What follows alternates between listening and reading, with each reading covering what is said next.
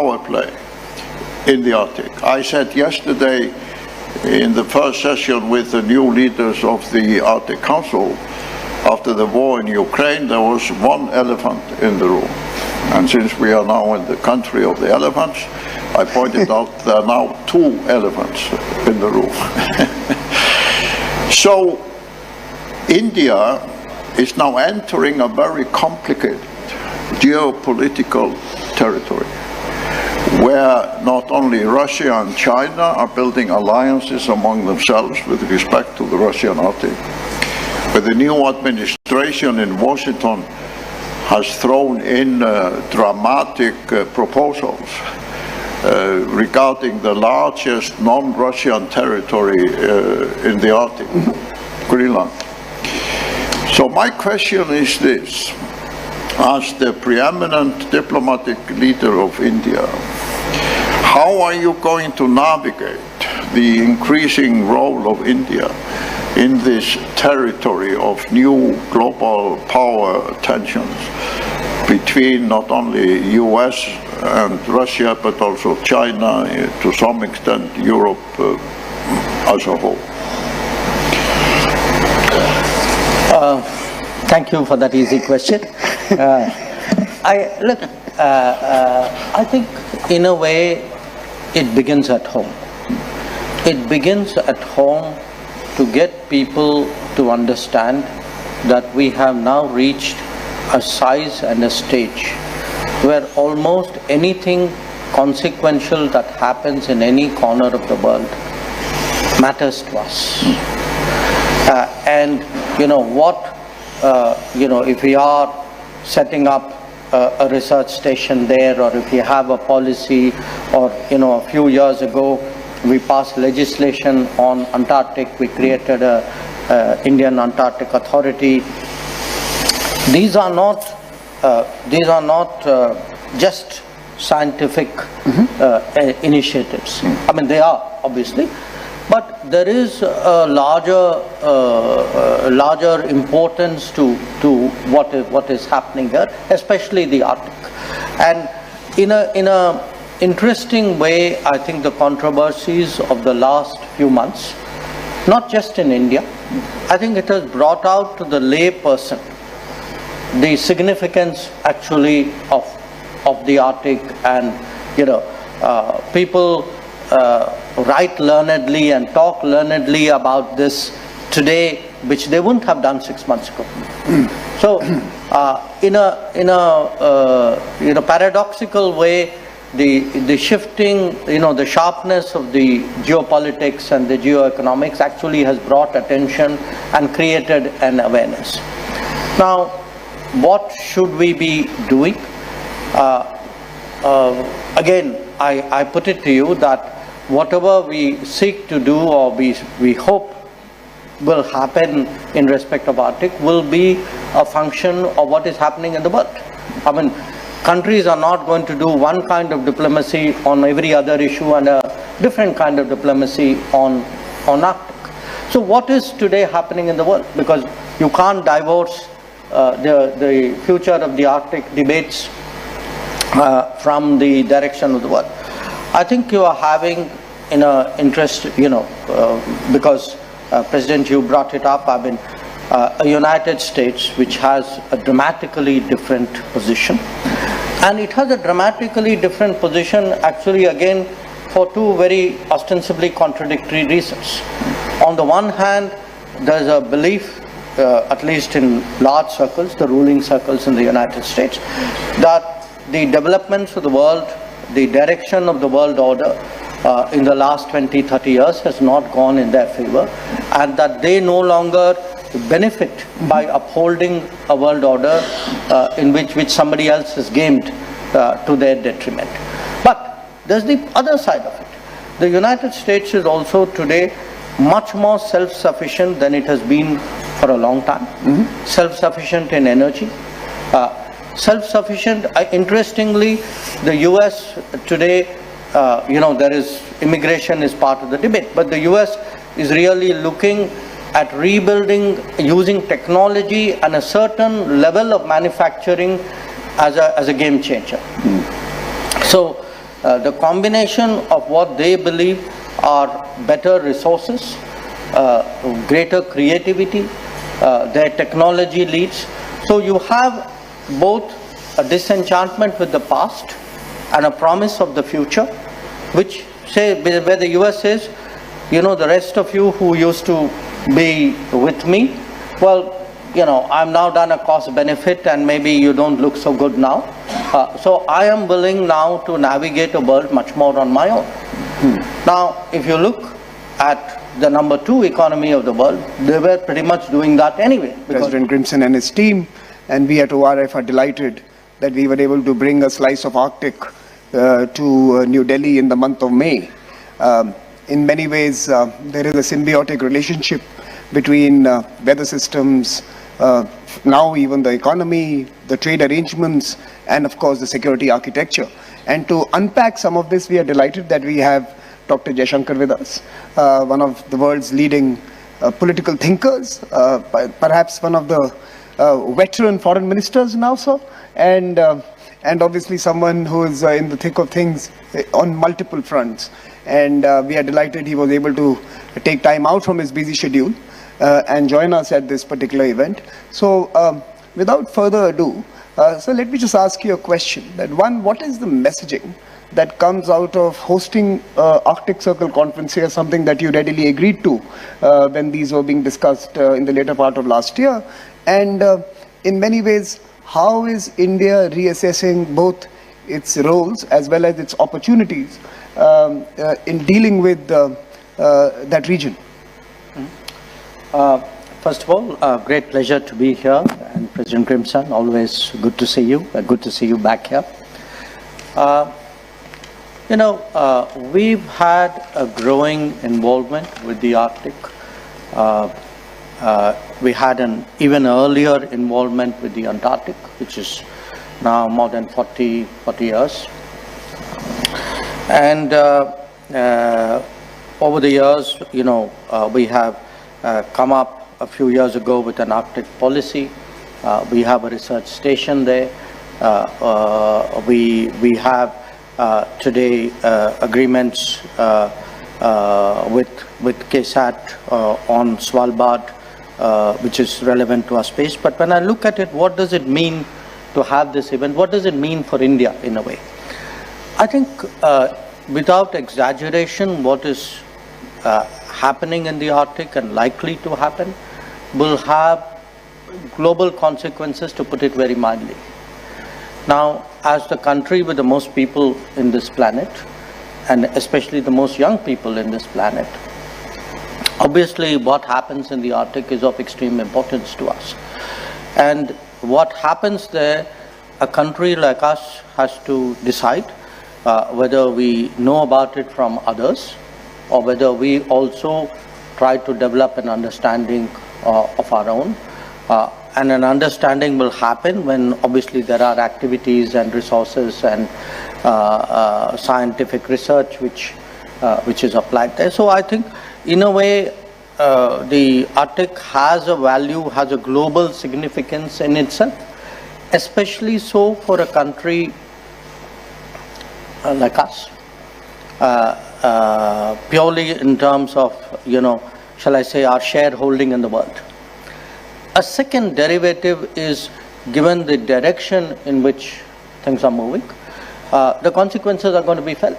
You know, the consequence, not just by us, by the entire world, but certainly by us too, in many ways, from all that I read, quite significantly. So we have stakes in all of this.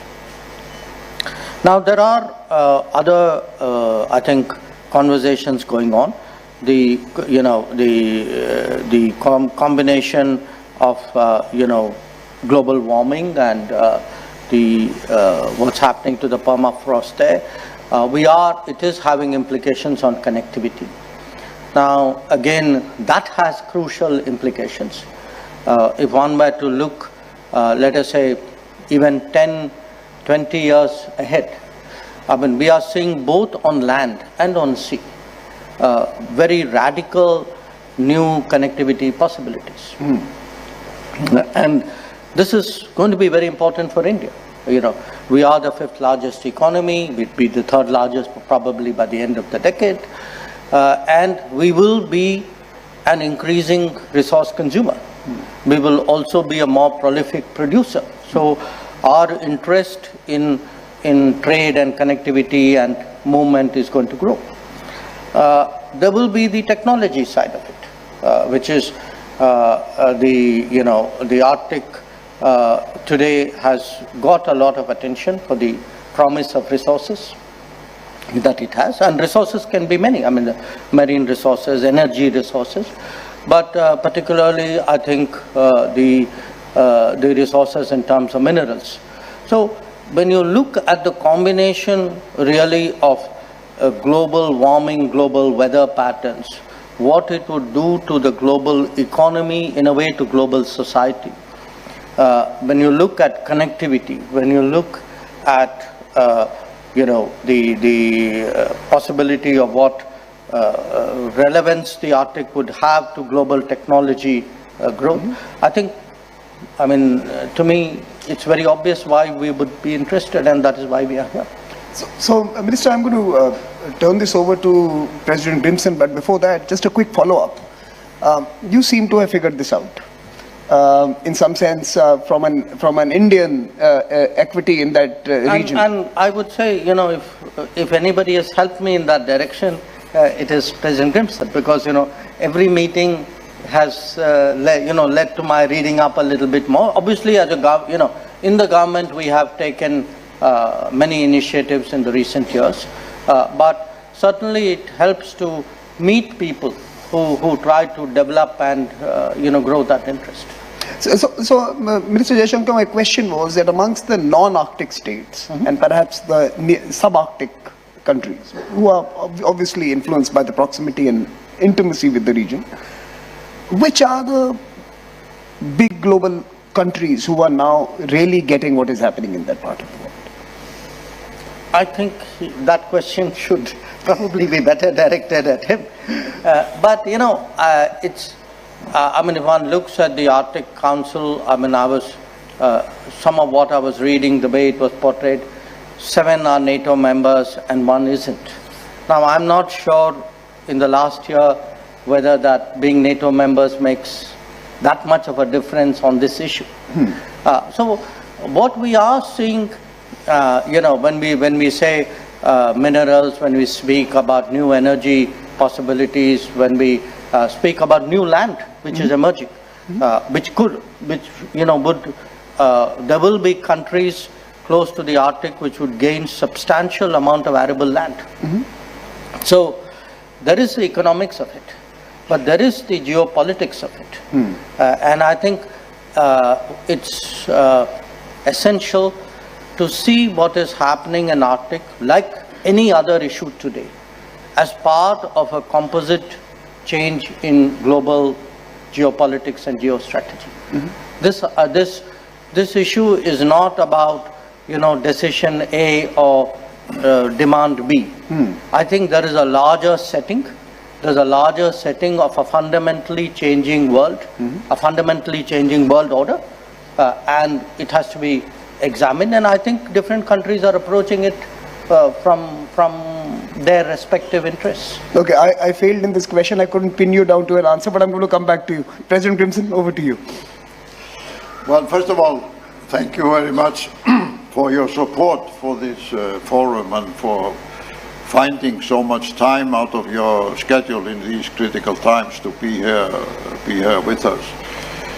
Of course, we knew beforehand that it was quite a challenge for Samir and me to conduct this conversation.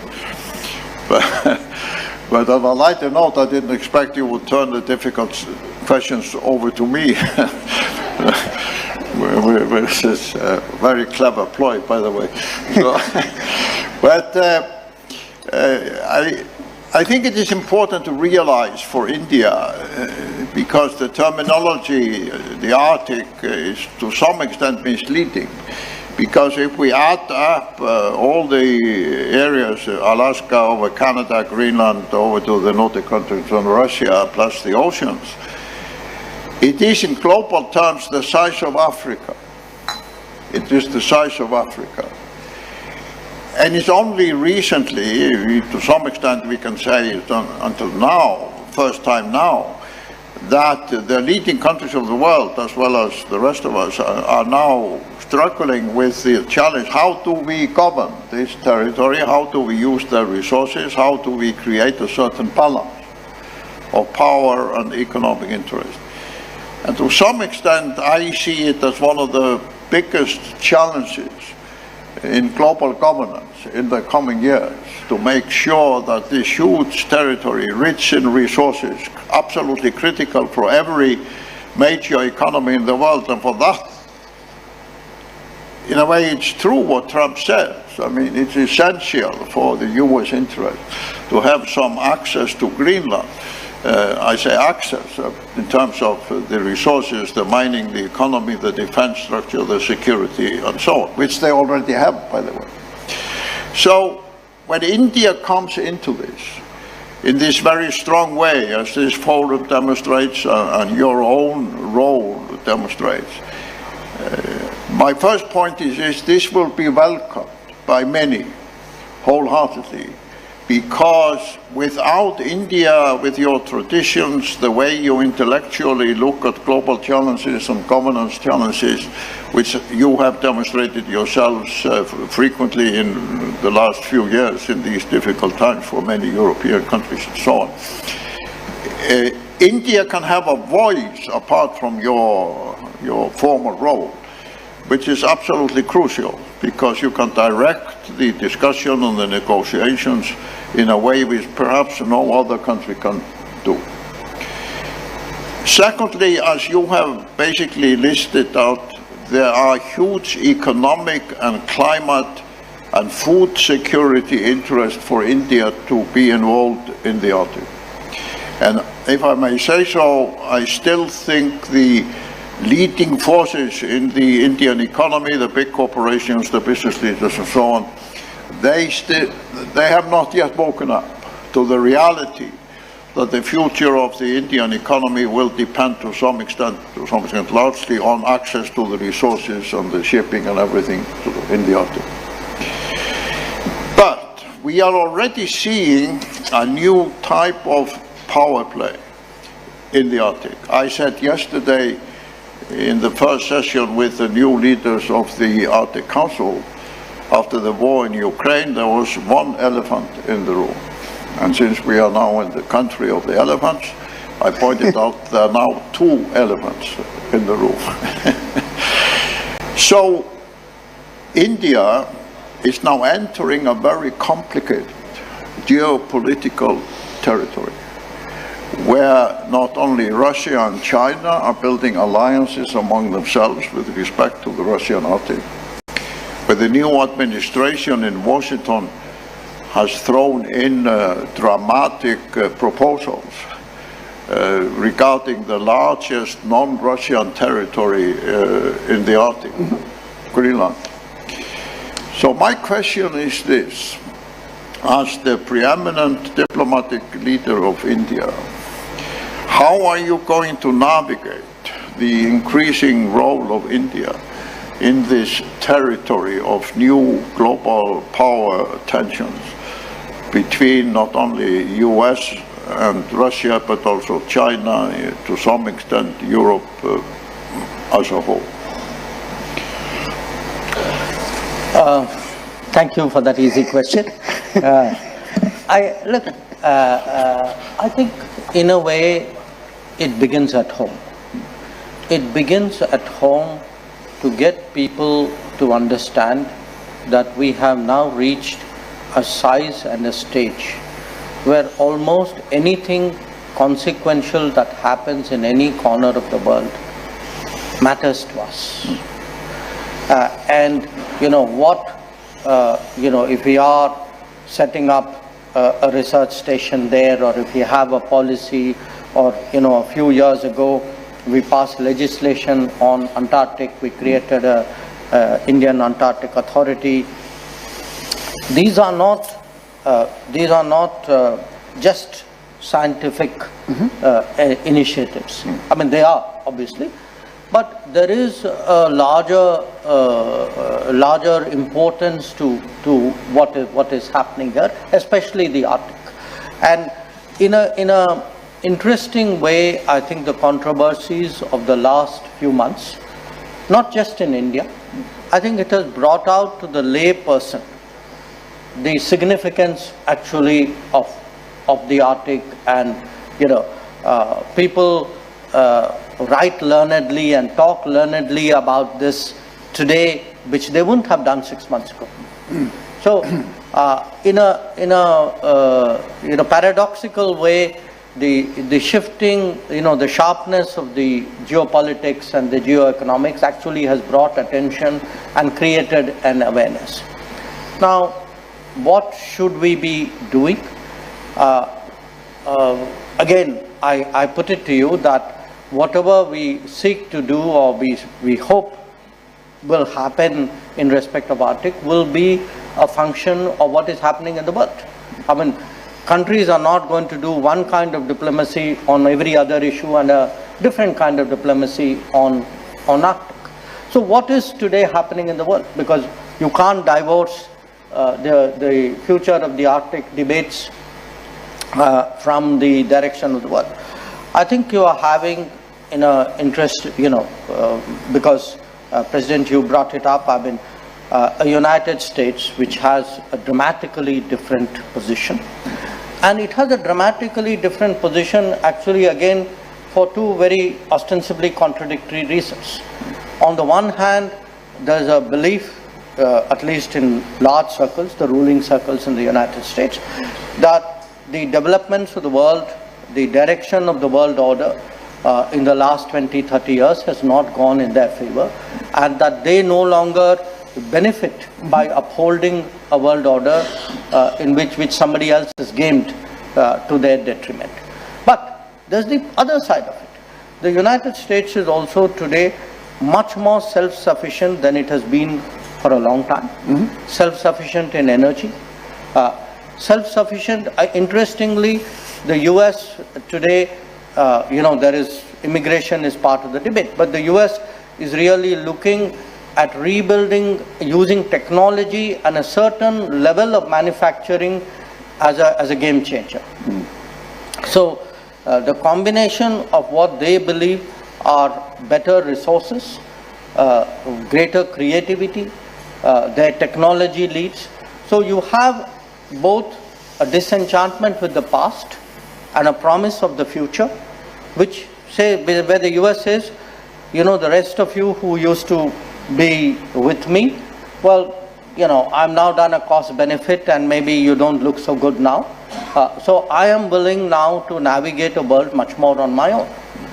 Now, if you look at the number 2 economy of the world, they were pretty much doing that anyway, because that has been part of their history and their tradition and their politics. Now, when you come to Europe, I think Europe has a real predicament on its hands. A few years ago, say 5 years ago, Europe thought it had an optimal positioning, that, between energy from Russia, the Chinese markets and American security, it looked all very neat. Each part of it today is under stress, to put it very politely. Now, on top of it, Europe had a selective belief in the indivisibility of the world. When it liked the world to be connected, they believed in indivisibility. When it didn't, there was a fortress Europe. So what has happened is Europe is today under pressure to change, because the realities of multipolarity are dawning on it. I think it's still not adjusted and absorbed it fully. United States has dramatically changed position. The Chinese are doing what the Chinese were doing. Russia has, again, Russia's connection with the Arctic, better than me. I mean, they have built it into their history, I would say almost their folklore, in a way. So we are going to see, in a sense, arena or a domain of contestation, which is not going to be easy to recall. Now, this is not unique. I mean, we are going to see it in space, we're going to see it underwater, we're going to see it in AI. So we are looking at a much more contested world, much sharper competition, where it will be a challenge for the world and for individual nations to find some kind of equilibrium and get people to work together. It's not going to be that easy or comfortable to arrive at. Minister, if I can jump in here and maybe ask you a more specific question. What are the expectations, and I know there are plans for a visit to this part of the world, but more broadly, if we take Europe and the EU as an actor in this particular equation, what are India's expectations from an EU partnership? That's the first part of the question. And the second, of course, is that, you did make a very important point that maybe Donald Trump has popularized Arctic beyond the traditional circles of examination. Now, as a follow-up, the syllabus has become more popular. The syllabus has become more popular, that's right. So now the question for you is, how do you mobilize constituencies at home to respond to perhaps this moment when maybe, like President mentioned, Indian private sector and other stakeholders could be motivated to look at this region more closely? Well, when you ask me about Europe, you mean on Arctic or generally speaking? Generally speaking.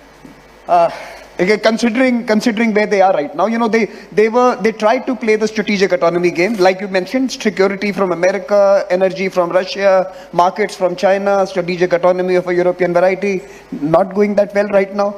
But how do you and what do you as India expect from Europe? Well, look, when we look out at the world, Samir, we look for partners. We don't look for preachers. Particularly preachers who don't practice at home what they preach abroad. And I think some of Europe is still struggling with that problem. Some of it is changing. So, the issue for us, I mean, in many ways, Europe, I think, has entered a certain zone of reality check.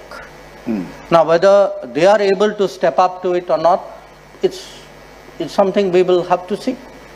But from our point of view, if we are to develop a partnership, there has to be some understanding, there has to be some sensitivity, there has to be a mutuality of interest, and there has to be a realization of how the world works. And I think these are all work in progress to differing degrees with different parts of Europe. So some have moved further, some a little bit less. I'm so tempted to make this conversation about the point you've just raised, but we will end it there on this particular aspect, that Europe has to get beyond preaching and start acting based on a framework of mutuality. What about India's own constituencies? How do you mobilize them to act in this new world, which is so, in some sense, geometrically different? Part of the reason why I always found President Grimson's visits and our conversations interesting, because he was, I mean, at least speaking for me, he was broadening my horizons with every conversation. And I think as a country today, we need to broaden our horizons. Because as I said, when I look at the size, I mean, just think of an India, let us say population would be about 1.6, 1.7 billion. Per capita income of, say, $10,000, $12,000, $15,000. What would be the resource demands of that India on the world? What would be the contribution of India to that world? So even today, when we look at key partners, sometimes people read us too tactically. If I were to refer, for example, to a subject which has been, last few years, a little controversial, India-Russia. There is such an important fit, a complementarity between India and Russia as a resource provider and a resource consumer. When I look at where all Indian diplomacy, typically we would look at, a very simple sort of political metric. Today, I have a different range of partners in different domains, and one very important domain is resources. So that is why a Russia, an Australia, a Brazil, an Indonesia, Africa, these are important for us. And that is why connectivity, we've been discussing, for example, President, we have a project called Chennai, Vladivostok corridor. Now, this was our little bit of preparation for something which is to come, which is the Northern Sea route. So for us today, the NSR, the NWP, Northwest Passage, the TSR, these matter because just like IMEC matters, that or the India, Middle East, Europe corridor, because the world is, we're going to, if technology changes, literally with climate change, geography is going to change. Okay, climate is going to change. Our definite, which economies work to what extent in which areas is going to change. With all these moving parts, I think it's kind of important that there is an awareness in our country. And one of the, I think, positives I see when I look today at the number of universities, and I'm sure many people sitting here are connected to them, that I think at last count we have about 25 universities, and my number may be a bit behind. 25 universities actively connected with research or some kind of policy making on the Arctic policy. The fact that we are today producing research papers much more prolifically than in the past. So it isn't just a question of one research station, 2 observatories, 2 antennas, and a ground station out there. I think things are happening at home that is supporting a much deeper engagement with the Arctic. And I would even say to President, and I'm sure I'll make a few other people in the room happy, that is one of the drivers of our intensive engagement with the Nordics. That, if you look at it, we are due for the next India-Nordic summit very shortly. Among the initiatives that you have seen in the last 10 years under Prime Minister Modi, one which nobody saw coming, but which has actually been sustained, which has been very serious, has been really the extent of our Nordic engagement. Before I turn to President Grimson, please go ahead. If I may follow that up, first of all, on the summit between your Prime Minister and the Nordic Prime Ministers, I think it's a fortunate coincidence in timing that it takes place so soon after this forum. And I can assure you that the Arctic is now on the mind of the Nordic Prime Ministers to a bigger extent than ever before. I wonder why. Yeah, you wonder why. It's interesting that both the President of Finland and the Prime Minister of Norway, together with the former Secretary General of NATO, now Finance Minister of Norway, Jens Stoltenberg, paid court to the new President of the United States sort of quite recently. So I hope Prime Minister Modi will, at this summit in Oslo, also make use, first of all, of the evidence of the forum here taking place of how India will be taking an increasing interest in the Arctic. Because, quite frankly, and I can say so because I'm out of office, those prime ministers are looking for partners in probably the greatest difficulty in terms of diplomacy and how to position the Nordic countries they have faced in our lifetime. And nobody has the answer.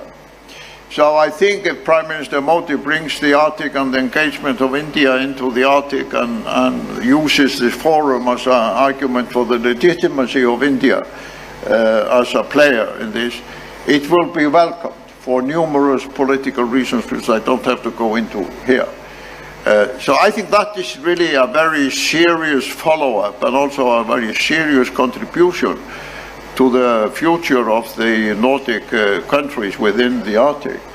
If there is a message from India through the Prime Minister in 2 weeks' time or so, that India intends to be a new kind of effective partner in this whole difficult situation, with the US on one hand, the one elephant in the room, with Russia on the other elephant in the room, and with the third elephant, China, waiting outside the gates to enter the room. We in the Nordic countries somehow thought we had a kind of kindergarten politics of foreign affairs, where we never had to deal directly in our home ground with big power rivalry. They were in some other places on the planet. But that's no longer the case. So I think this summit has reached a new level of political importance, which it did not have before. My question to you is that in addition to all these climate, economic, commercial interests which you eloquently described, we are increasingly seeing, for multiple reasons, one of them is the war in Ukraine, one of them is, of course, the Russia-Chinese cooperation, one of them is the new policy of President Trump. We are seeing the security of the Arctic, the military aspect of the Arctic, the threat of missiles, as President Trump says, one of the reasons he wants Greenland is the threat of missiles from Russia and China to the United States. So my question is this: do you foresee that India somehow would also enter this security, military dialogue, debate, planning, and so on, which, to the surprise of most of us, because we always thought the Arctic would be a peaceful territory and so on, we now have to deal with? So you have not mentioned it so far, but that issue is already on the table. The 7 Arctic Council countries are now all members of NATO. America is putting new defense security elements on the table. How do you foresee India, if at all, coming into that discussion? I love the way President Clinton scares you from the Arctic and then asks you, are you willing to come in? He paints this rather grim picture and then says, why did you step in? No, this is the reality. I mean, this is... But he's painting a picture of things going above the Arctic. Correct. Look, again, I think India has many things to bring to the table. When we look at the Arctic, it is a mix of risks and opportunities. When we think of the risks, obviously, what happens in the Arctic will affect global weather, global climate, global sea levels, all that we know. Okay. There are other aspects to it. I think one of the areas which we have an interest is the microbiology of what is emerging, because there are understandable concerns about what it would mean to global health security when lands emerge from under the glaciers. So at the same time, so when one looks at the risk side of it, I'm just putting the political, strategic risks aside for a moment. I think there is a whole sort of domain there waiting for international collaboration, closer, greater collaboration, and certainly that's an area where India is beginning to step in and make a difference. On the opportunity side, as I said, we are looking at new shipping lanes, new forms of navigation, because it's not just the lanes will be different, the ships will be different. There will be new technologies. When people talk of potentially of resource exploitation, you are talking of a different kind of mining, application of drones. So different kinds of rigs.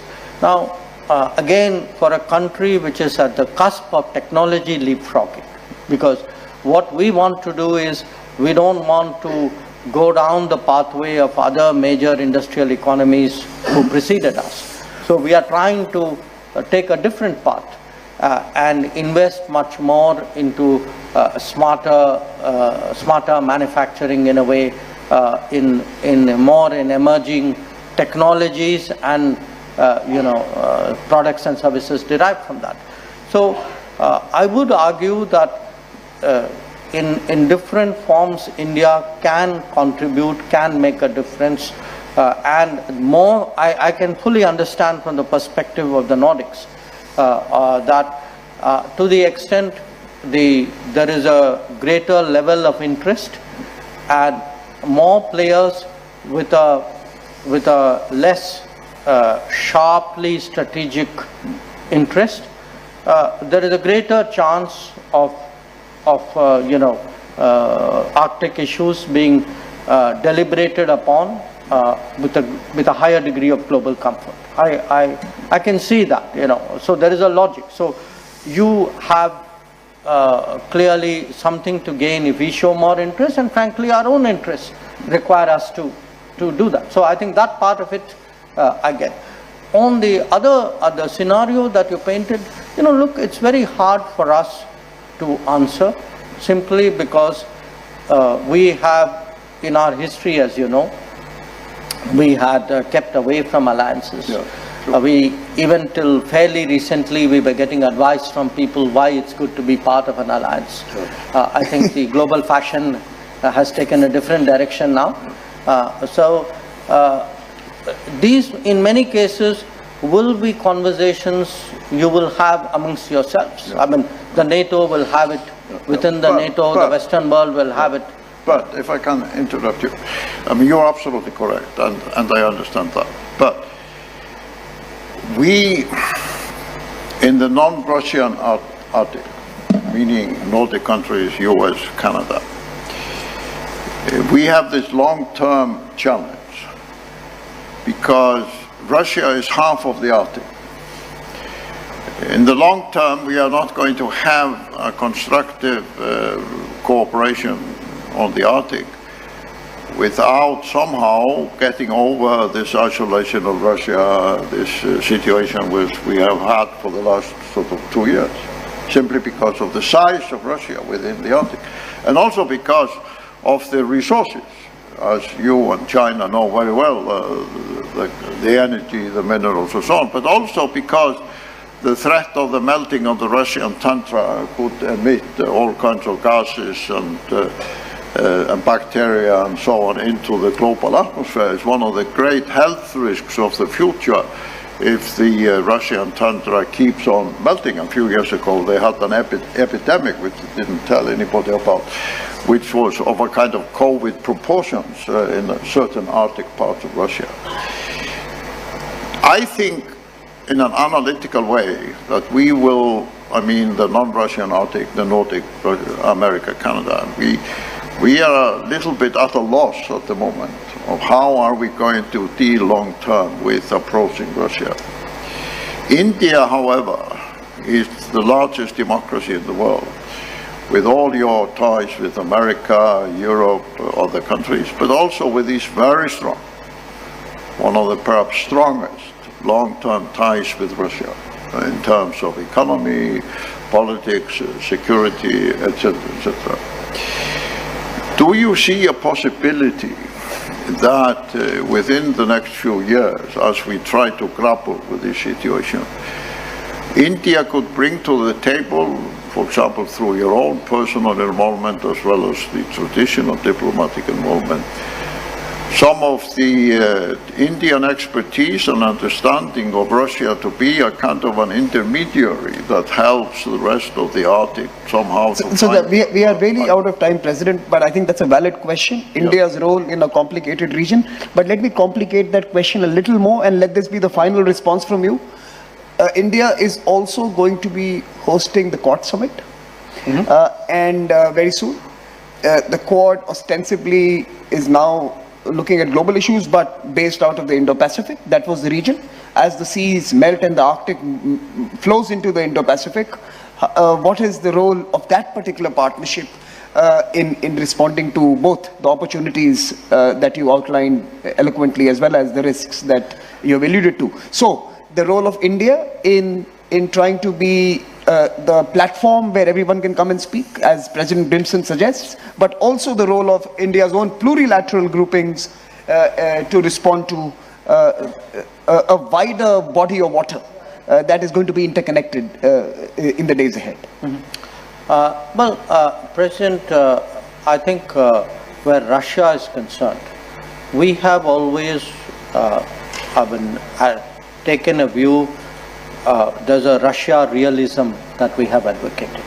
Okay, when passions were very high in 2022, 23, and if one looks back at that period, the kind of predictions and scenarios which were put forward have turned out not to be well founded. We are not necessarily taking the case of one party or the other, but we've always felt that there was, international relations is conducted on the basis of some fundamental realism, and that realism requires an engagement with Russia. And the idea that a solution would come about, because if you remember, there was a period when countries were gathering and everybody was there except Russia, and they were discussing Russia. So the idea that you will get a solution out of Russia without inviting Russia challenged, the basics of realism. So we have felt always that there is a need to engage Russia. I mean, nobody wants wars. These are particularly in a very interdependent world. These are mutual. I mean, these are lose-lose situations. But I think for us to engage Russia, and if there is any way we can be of any help, we have always been very open about it. Having said that, we have also been very careful not to prescribe a solution. We have not told one or the other party do this or do that, and that's important to remember, because that's a courtesy which apparently is not always granted to us. So we get advice on what we should be doing. So the point I am making is, yes, it is going to be a challenge from an Arctic Council perspective. If you look at your own past presidencies, I think there was a 2-year Russian presidency in 22-23, or no. I forget the year, fairly recently. No. So if you have situations where everything is gridlocked, and then say, well, how do we get a global governance answer? The answer is you're not going to get it. And that is what, it's not just the Arctic Council, it happened in the Security Council as well.